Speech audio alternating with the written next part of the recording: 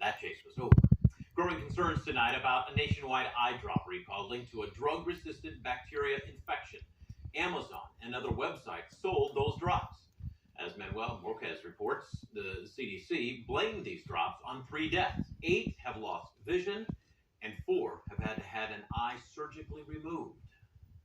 Adam DeZaro is a fire captain in Naples, Florida. For years, he'd used artificial tears for dryness in his left eye without a problem, until last fall. The redness came on, the irritation came on, a lot of itching, and it was abnormal. What happened to your eye? It just progressively got worse to the point where I couldn't even see.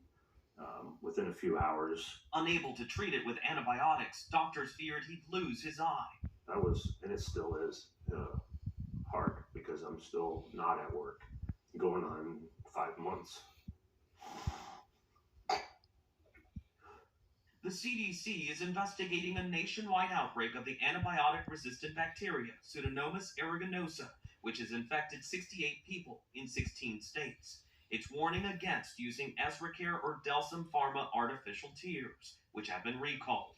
It's a very aggressive bacteria, and even with standard of care, we were not helping the patients. Dr. Guillermo Amezcua of the Bascom Palmer Eye Institute in Miami treated DeZaro with an experimental light treatment like this that finally killed the infection. If you're using an artificial tear and you notice that something is not right, just go see your eye care provider. The CDC says symptoms can include discharge, pain, redness, light sensitivity, and blurry vision. To use eye drops safely, in general, people should wash their hands and keep the tip of the bottle sterile. CBS News reached out to Ezracare and Amazon, where DeZaro purchased the eye drops, but they had no comment. DeZaro is suing for negligence and hopes in the meantime, surgery will restore his sight. And that was Manuel Vrydaghs reporting for us. New data shows a big jump in cases of a fungus which can lead to killing people here in the U.S. Health experts said the fungus can easily spread through healthcare facilities and cause deadly disease. The Cleveland Clinic said the fungus has been in the U.S. since 2016, and there have been thousands of cases, including some right here in the Miami Valley. The problem that we're finding with Candida auris is that it is becoming resistant to the 3 classes of antifungals that we're currently treating. The CDC said healthy people do not usually get sick from this.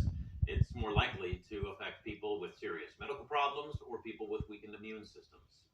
And people were on a flight to Columbus, and their pilot passed out in the cockpit. Take a listen. Texas is the captain that's not doing well, so we need to get him on the ground immediately. That call came into air traffic control. Southwest said the flight took off from Vegas, but then turned around when that pilot got sick. It was pretty scary for sure. I think myself, along with all the other passengers, were very amazed by all the workers. And talking about being in the right place at the right time, there was a passenger who was a pilot who works for a different airline on that plane.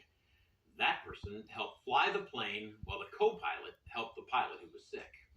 Kia and Hyundai owners are questioning just how safe some of their vehicles are tonight. This is because of risk of fire. The automakers are recalling more than 570,000 SUVs. The National Highway Safety Administration said that the tow hitches could cause electrical shorts.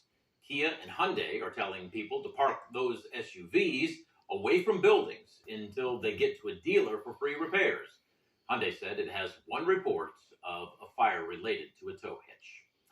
And for now, anyway, prices at the pumps, they're stuck in neutral, but demand jumped as people took advantage of spring's better driving weather last week. There are fears of a recession, and global oil prices are staying right around $70 a barrel. The national average is $3.43. That's 4 cents higher than last month, but 80 cents less than a year ago. In Ohio, the average is $3.24. And now, your Storm Center 7 forecast with Chief Meteorologist McCall Vrydaghs. And McCall, we're under a flood watch for much of our viewing area, and I was thinking about this. I have a creek that runs near my house, and it's barely running at all right now, but I'm wondering what it's going to be looking like tomorrow. Yeah, there is actually an area between my house and the house behind me where it's dry until we get significant rainfall. And I'm sure that our viewers have those areas that they know that start to take that water on pretty quickly, and then maybe those smaller creeks and streams really do swell in this type of situation. So be mindful of that. Of course, there's nothing you can do about water when it's coming. It just comes and it keeps on going until we're all dried up. So that flood watch is going to continue to remain in effect throughout the entire Miami Valley. We've already picked up about a 1/2 inch to 1 inch of rain in parts of our viewing area. So on top of that, we're going to be looking at more wet weather moving into tonight and right on through tomorrow, even into tomorrow night. And that's why this flood watch continues until 2 o'clock on Saturday afternoon. By that point, we'll be drying out, but the creeks and streams are still going to be coming up, so that's going to cause some problems right on through the upcoming weekend. All right, let's talk about that rainfall. As I mentioned, there's a closer look at some of those rain totals. You can see about a 1/2 inch in the Dayton area in just the past 24 hours. Nearly an inch already has fallen up in Sydney, 3/4 of an inch in Bellefontaine, and more than an inch is being picked up based on radar estimates in the Xenia area. Now, these southern communities, that's where most of the higher rain totals are going to occur, but everyone's going to get in on some of this wet weather. You can see live Doppler 7 as we scan the skies. Heavy rain is now moving in from the west, up in Darke County, into southern Mercer County. You can see down into Butler County, where we do have this heavy band of rain coming through Oxford, and that does stretch up toward Gratis, Farmersville, and even into Miamisburg. There is an increased risk for flash flooding in the next couple of hours, especially south of I-70. As you see, by 4 o'clock in the morning, very heavy rain here. We're also dealing with some moderate to light rain there across the northern Miami Valley. Early tomorrow morning, the focus will be along and south of I-70 down to Cincinnati. That may slow you down if you're someone that works down to the south. We go through the day, still some showers through midday, early afternoon. Then we get a little break here. Late tomorrow evening into tomorrow night, here comes that last push of heavy rain that will be with us through about early morning hours of Saturday, pre-dawn.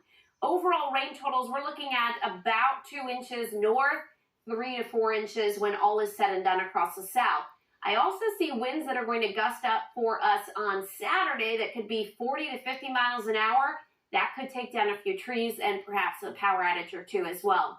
Sunday will be dry. Monday, Tuesday, Wednesday, mainly dry. Rain returns on Thursday. All right, McCall, thank you. Betting big on college basketball, the 3 things to remember before placing a wager. We'll be right back. Injured?